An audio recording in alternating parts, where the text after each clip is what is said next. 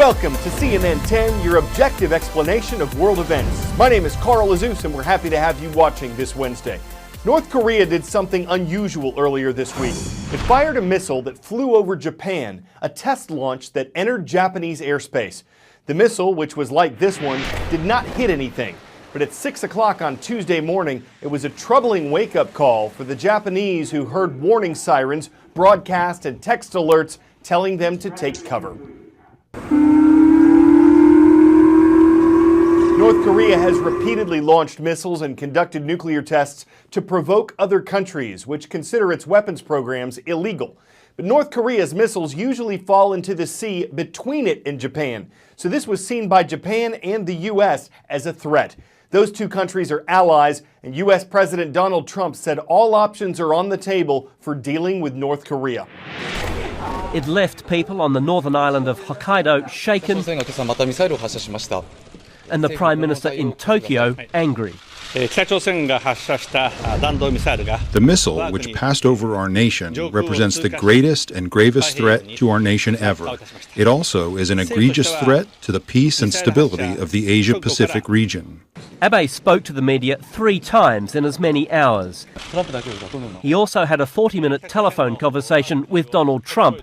The president, Abe said, had told him the US was 100% with Japan.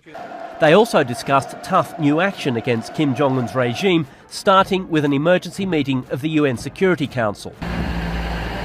It's almost 20 years since North Korea successfully fired a missile over Japanese soil without any warning. Previously, missiles had been fired from North Korea on a steep trajectory to crash back into the sea before crossing into Japanese airspace. With this provocative new move, that strategy may have changed. On the streets of Tokyo, this latest launch has come as a shock. We cannot control North Korea, but as a neighbouring country, this feels scary, says this man.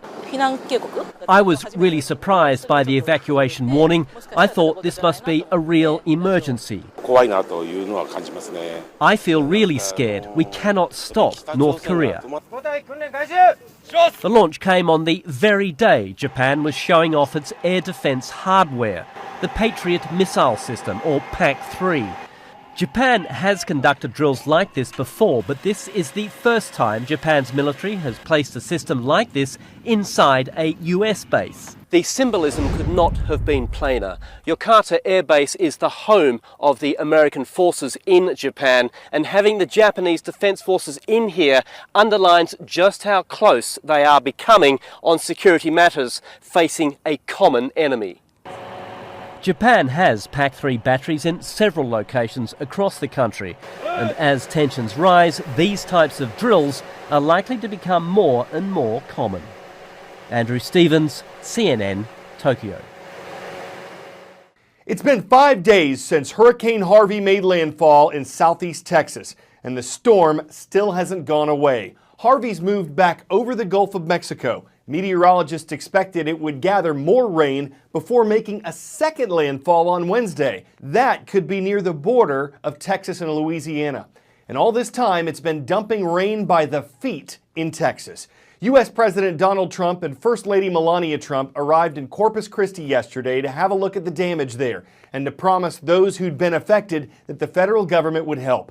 In hard-hit Houston, some areas have recorded more than 4 feet of rain.